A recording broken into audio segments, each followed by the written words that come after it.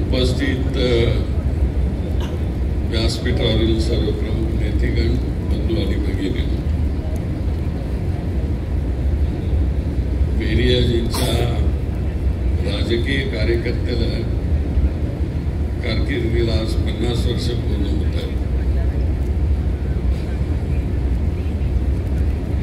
एक दिलदार कार्यकर्त्याला शुभेच्छा देण्याकरता आज आपण वगैरे बसलो.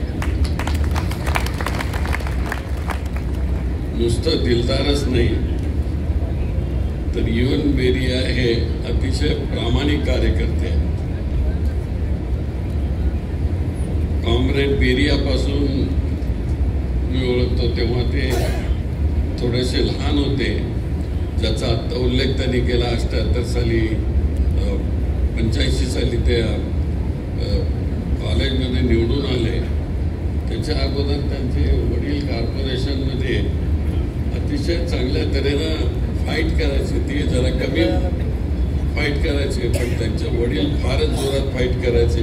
मला वाटलं होतं की ते वडिलांच्या पेक्षा जास्त फाईट करतील, पण ते एक पद्धतशीरपणानं कुठल्याही विषयामध्ये अभ्यास करून, चिंतन करून आपला विषय ते कुठेही मांडतात. श्री बेरिया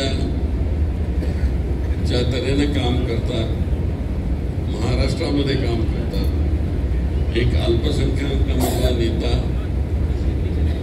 अतिशय प्रामाणिकपणानं जे आहे ते बोलतो आणि सत्य असेल त्यावर ठामपणाने उभा राहतो आणि तो आपलं कार्य तरीच करतो.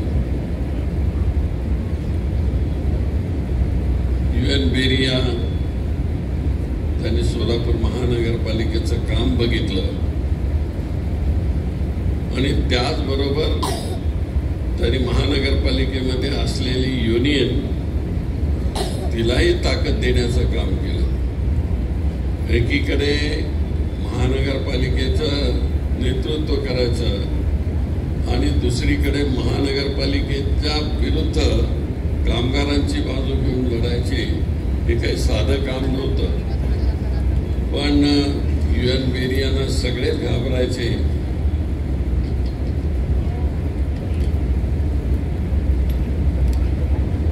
हे असलं म्हणजे कुठे काय चुकलं काय ते बरोबर करत.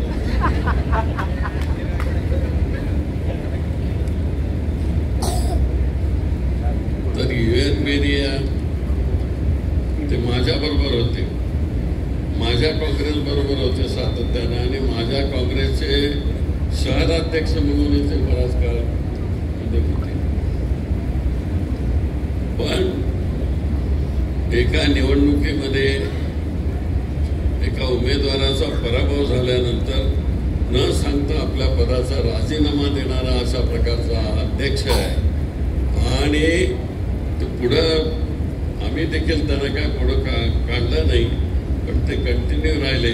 नंतर काही काळाने थोडेसे मतभेद झाले आणि ते शरदरावांच्याकडे गेले.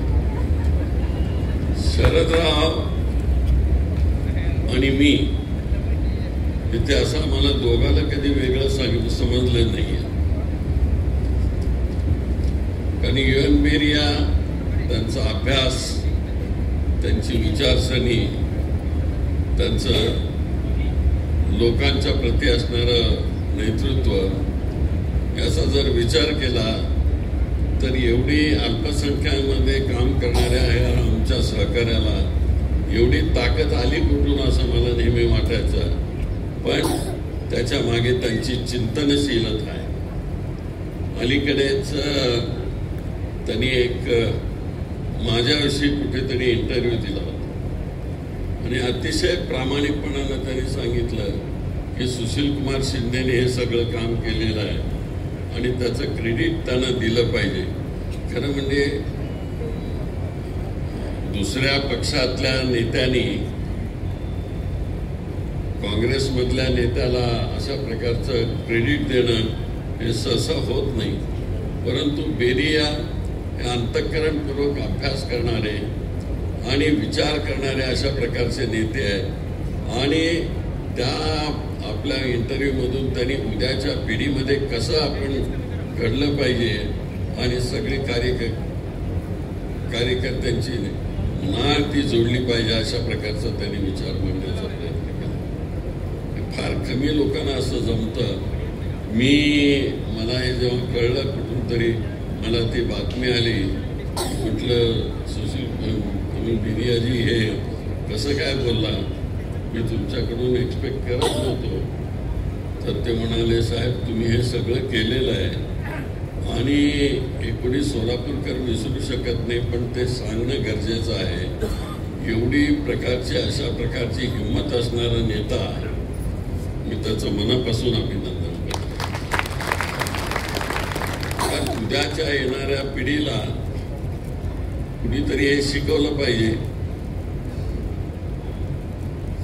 तुम्हाला माहिती आहे, सुशील कुमार शिंदे काय स्वतःहून असं नेता आलेलं नाही.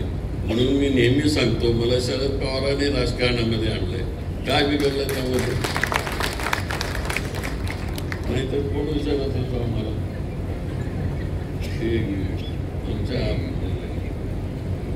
आमदाराचे वडील, मी आत्ताच सांगत होतो की साखर कारखाना मिळावा म्हणून करमाळ्याचा साखर कारखाना, पायात त्यांनी चप्पल घातली नाही आणि जेव्हा तो कारखाना मिळाला तेव्हा चप्पल घातली. तर अशा प्रकारचे ध्येयवादी कार्यकर्ते इथं आहेत. नामदेवराव जगताप, शिवदारे, बाबूरावांना चाकोते. तर ह्या सोलापूरमध्ये खरं म्हणजे त्या मला पठाणांची आठवण येते. आपल्या सोलापूरमध्ये ज्या मणियार सभा घ्यायचे, हो, तर ते ये यहाँ बैठे हुए नीचे की मनियार नाही, वो मनियार. तर त्यांच्या सभेला आम्ही पोरासे समोर बसलेले असायचे, पण पहाटे 4 वाजेपर्यंत त्यांचं भाषण चालू असायचं.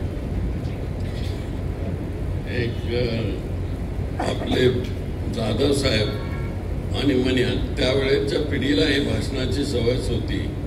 तसं तुमच्या UN यांचं नव्हतं. पद्धतशीर मुद्दे मांडून त्याचा अभ्यास करून, नुसता अभ्यास नाही तर त्याच्यावर चिंतन करून बोलण्याची त्यांना सवय आजही. आणि मला वाटतं की त्यामुळेच शरदरावांनी त्यांना खूप प्रेम दिलं आणि देत आहेत ते सातत्यानं. काही वेळेस जेव्हा एक पक्ष होता आमचा, आम्ही दुर्दैवानं फुटलो, पण शरदरावाने कधी असं वेगळं केलं नाही. ते आत्ता अलीकडे गेले त्यांच्या पक्षामध्ये, पण तरी पण ते असो, भीमराव जाधव असो, भीमराव जाधवांचा मुलगा असो, ह्या सगळ्यांना त्या सातत्यानं ते विचारपूस करत असेल. त्याचं काय झालं, अमक्याचं काय झालं, तमक्याचं काय झालं. तर ही जी पद्धत शरदरावांनी लावून दिली, तर तीच त्यांच्यामध्ये UN यांच्यामध्ये आहे. आज त्यांच्या कार्याला 50 वर्ष होत आहे. पण 50 वर्षामध्ये त्यांनी जे बँकेत काम केलं, शैक्षणिक संस्थांमध्ये काम केलं, एक अभूतपूर्व अशा प्रकारचं काम आहे. नुसत्याच ट्रेड युनियनमध्ये ते